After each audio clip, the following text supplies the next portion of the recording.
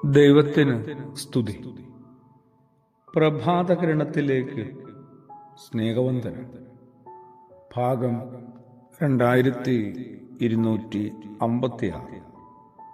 ഇന്ന് മാർച്ച് മാസം 5-ാം തീയതി, 64-ാമത്തെ ദിവസത്തിലെത്തി. ഇന്ന് വലിയ നോമ്പ് 18-ാം ദിനം.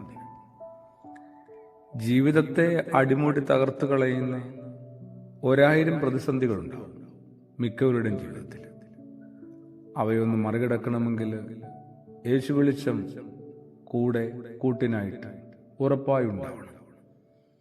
ആ യേശു വെളിച്ചത്തിനാവട്ടെ 3 അടരുകളെങ്കിലും നിശ്ചയമായുണ്ട്. 1 സ്നേഹമാണ്, 2 വിശ്വാസമാണ്, 3 പ്രതീക്ഷയാണ്. വിശ്വാസപൂർവ്വം സ്വീകരിക്കുക എന്നതിനെ നമ്മൾ കുറെ കൂടി ഒന്ന് മനസ്സിലാക്കേണ്ടതുണ്ട്. അതൊരു പ്രചോദനമല്ലേ? ദൈവം മനുഷ്യന് കാഴ്ച നൽകിയപ്പോൾ വെറും കാഴ്ചയല്ല, ദർശനമാണ് നൽകിയതെന്ന് നമ്മൾ തിരിച്ചറിയണ്ടേ. ഓരോന്നിനും പിന്നിൽ നമ്മൾ കാണുന്നതിനപ്പുറം ചില കാര്യങ്ങളുണ്ട്, ചില കാരണങ്ങളുണ്ട്. അതാണ് ശരിക്കും നമ്മൾ ദർശനത്തിലൂടെ മനസ്സിലാക്കുന്നത്.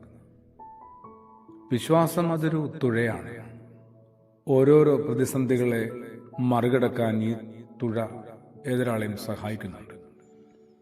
ജീവിതത്തിൽ നേരിടുന്ന എല്ലാ അനുഭവവും ആ പരമചൈതന്യം എനിക്ക് വേണ്ടി നിശ്ചയിച്ച് ഉറപ്പിച്ച് തന്നിട്ടുള്ള, അങ്ങനെയൊന്ന് വിശ്വസിക്കാൻ കഴിയുന്നതോടെ ഓരോന്നിൻ്റെയും ഭാരം കുറച്ചുകൂടി ലഘുവായി മാറുന്നു തോന്നുന്നു.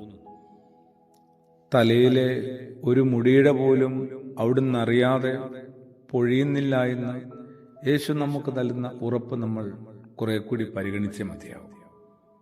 അത്ര ശ്രദ്ധയുണ്ട് അവിടുന്ന് എൻ്റെ കാര്യത്തിൽ.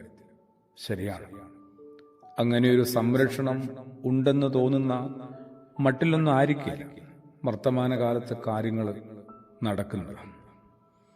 അങ്ങനെയൊരു സംരക്ഷണം ഉണ്ടെന്ന് മാത്രമല്ല, പിന്നെ ഇങ്ങനെ ഒരാളെ ഇല്ല സംരക്ഷിക്കാൻ എന്ന തോന്നൽ നൽകുന്ന വിധത്തിലാവും കാര്യങ്ങൾ വഷളായി നമ്മളെ വല്ലാതെ തകർക്കുന്നത്.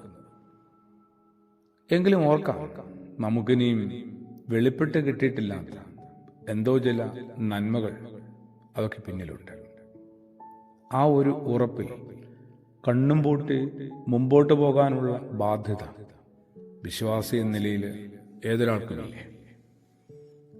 അവിടെയാണ് നമ്മളുടെ വിശ്വാസത്തെ നമ്മൾ കുറെ കൂടി ഒന്ന് പാകപ്പെടുത്തേണ്ടതും പൂർണ്ണതയിലെത്തിക്കേണ്ടതും. കണ്ണും പൂട്ടി വിശ്വസിക്കാനായിട്ട് നമ്മൾ കുറെ കൂടി യേശു വിളിച്ച് ഉറപ്പുവരുത്തുക. വലിയ നോമ്പിന്റെ നാളിൽ ഓരോ ദിനവും ഇത്തരം ചില കാര്യങ്ങൾ ജീവിതത്തിൽ നമ്മൾ സമ്പാദിക്കേണ്ടത്, സൂക്ഷിക്കേണ്ടത്. ആമേൻ.